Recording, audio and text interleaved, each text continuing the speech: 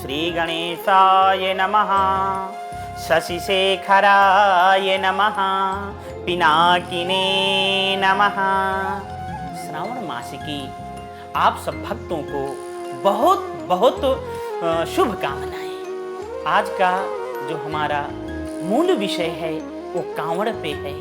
ये कांवड़ की प्रथा कब से और किसने प्रारंभ किया, इस कथा को श्रवण करने से पहले आप हमारे चैनल को लाइक करें, सब्सक्राइब करें और ज़्यादा से ज़्यादा शेयर करें। तो आइए आज हम आपको कांवड़ की प्रथा कब से और किस युग से शुरू हुई यह हम आपको बताना चाहेंगे। देखिए, द्वापर युग में जिस समय देवता और दैत्यों ने मिलकर के समुद्र मंथन किया, उस समय उसमें अमृत भी निकला, विष भी निकला, 14 रत्न निकले, जिससे जब विष निकला तो देवता और दैत्य दोनों घबरा गए। अब हाहाकार मच गई। अब क्या करें इस विष को, क्योंकि विष में इतनी शक्ति थी, इतना हाला विष था, यदि उसका भोले बाबा पान नहीं किए होते तो त्रैलोक दहनात् विषात्, उस विष के द्वारा त्रैलोक क्षण भर में नष्ट हो सकता। पर जब देवता और दैत्य दोनों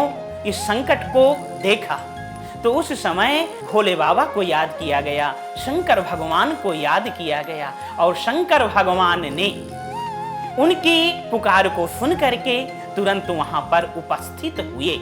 और उपस्थित होने के बाद में उन्होंने कहा, ये संकट हमारे सामने उपस्थित हुआ है, इस संकट से हम कैसे बाहर हों, इस संकट को आप ही दूर कर सकते हैं। भोले बाबा ने कहा, क्या करूं?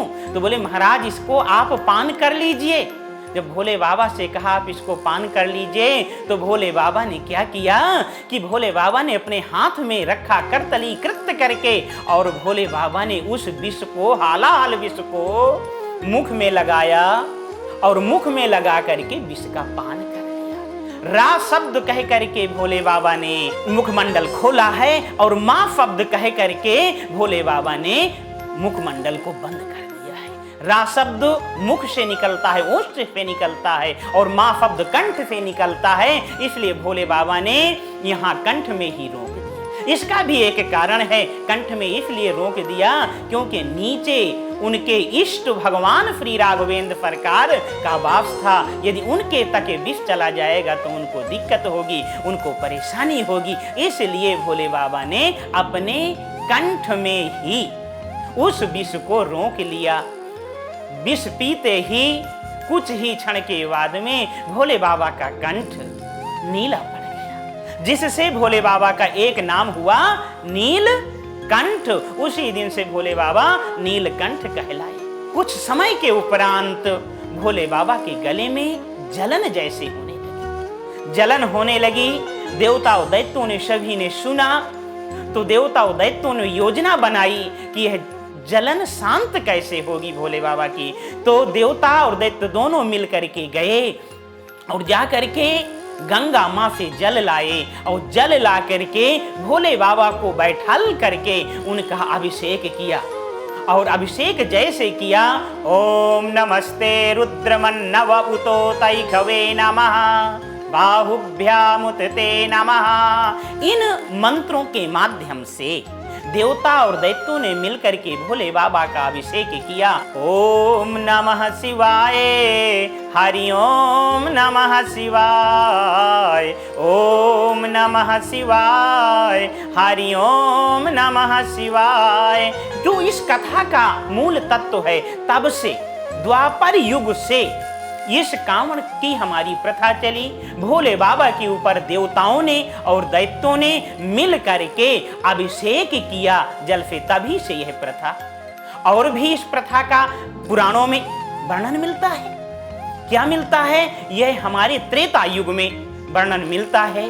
उस समय भगवान की कृपा से परशुराम जी भ्रमण करते हुए घूम रहे थे। उत्तर प्रदेश बागपत जिले के गांव में पहुंचे। वहां बड़ा सुंदर रमणीय आश्रम था।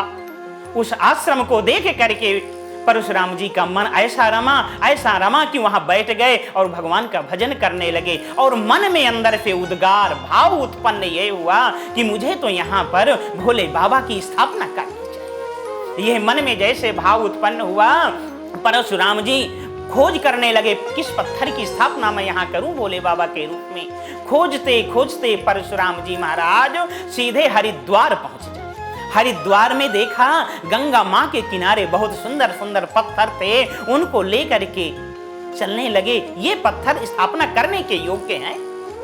जैसे लेकर के चलने लगे तो पत्थर के आंख से आंसू आने लगा, पत्थर रोने लगे। तो बोले हमको यहाँ से मत ले चलो। तब भोले बाबा को परशुराम जी ने याद किया और याद करने के बाद में भोले बाबा से कहा कि हे प्रभु, मैं आपकी स्थापना करना चाहता हूँ और ये पत्थर रो रहे हैं, इनको थोड़ा समझाइए। भोले बाबा ने कहा परशुराम जी के साथ में आप जाओ और जाकर के अपनी स्थापना वहाँ करो।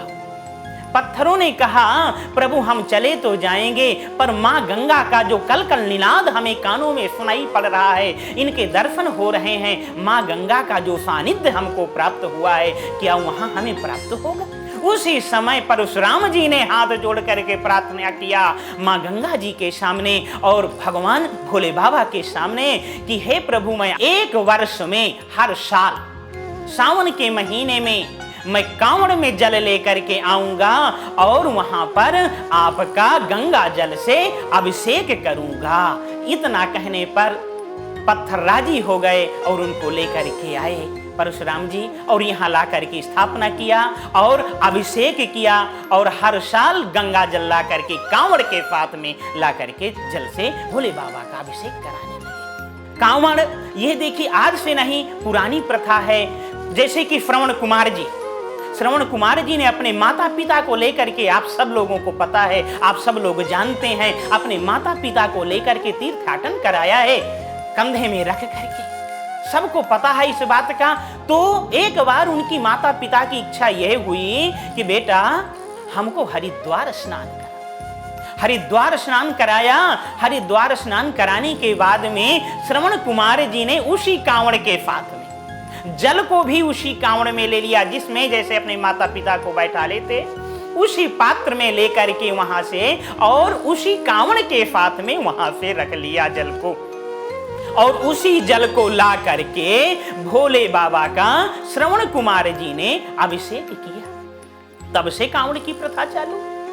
इसके बाद में भगवान श्री राघवेंद्र सरकार ने भी जल ला करके भोले बाबा का अभिषेक यहाँ पर किया। इसलिए हमें श्रावण मास में भोले बाबा का अभिषेक, पूजन, अर्चन, वंदन आदि करना चाहिए। भोले बाबा के पूजन की सामग्री में गंगा जल अवश्य होना चाहिए।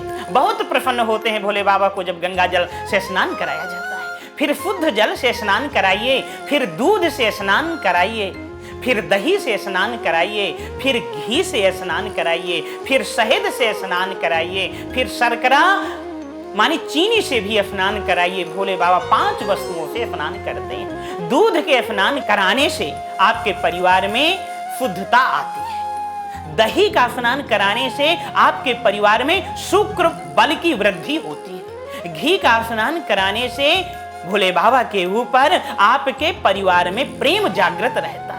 और शहद का स्नान कराने से भोले बाबा के ऊपर शहद जैसी मिठास आपके घर में, आपके परिवार में, आपके नाते रिश्तेदारी में होती है। जितने लोग शामिल होना चाहें अभिषेक में, पूजन में, भोले बाबा के बैठ सकते हैं। फिर इन्हीं 5 चीजों को मिला करके पुनः से श्रवण करिए। दूध, दही, घी, शहद, चीनी आदि मिला करके पंचामृत बनता है और इस पंचामृत से भोले बाबा का स्नान कराइए। फिर गंगा जल गंधोदक से स्नान करा करके उनके चंदन लगाइए। चंदन लगा करके अक्षत चढ़ाइए। अक्षत का मतलब होता है जो कभी किसी कार्य में क्षति ना हो, वो है अक्षत। इसके बाद में बिल्वपत्र लाइए और बिल्वपत्र में सब में राम राम 3 दल हो, उसी को चढ़ाइए। बिल्वपत्र खंडित नहीं होना चाहिए।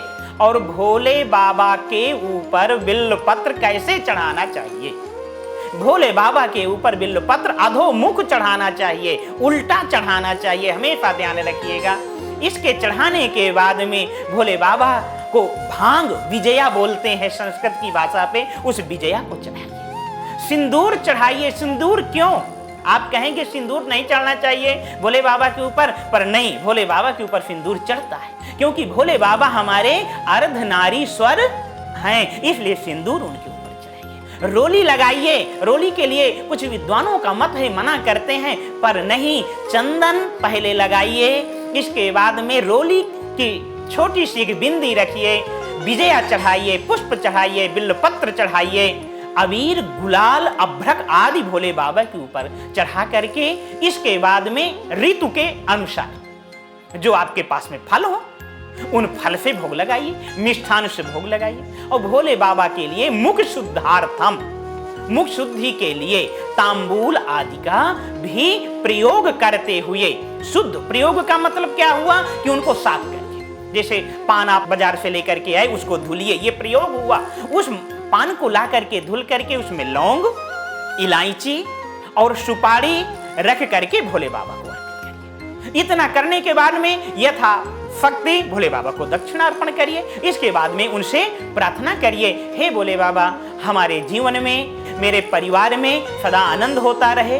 और भोले बाबा से प्रार्थना करें, हे भोले बाबा, जैसे आपने देवता और दैत्यों का संकट टाले थे, जैसे विष निकला था समुद्र मंथन से, सब घबरा गए थे, उसी प्रकार से हमारे जीवन में आए हुए संकट को आप दूर करें, हम आपसे प्रार्थना करते हैं। और ओम नमः शिवाय, हरि ओम नमः शिवाय, ओम नमः शिवाय, हरि ओम नमः शिवाय। ऐसा कहते हुए जब तक पूजन का क्रम चले तब तक आपके मुख से ओम नमः शिवाय, ओम नमः शिवाय, इस प्रकार पूजन करने के बाद में भोले बाबा की आरती करें।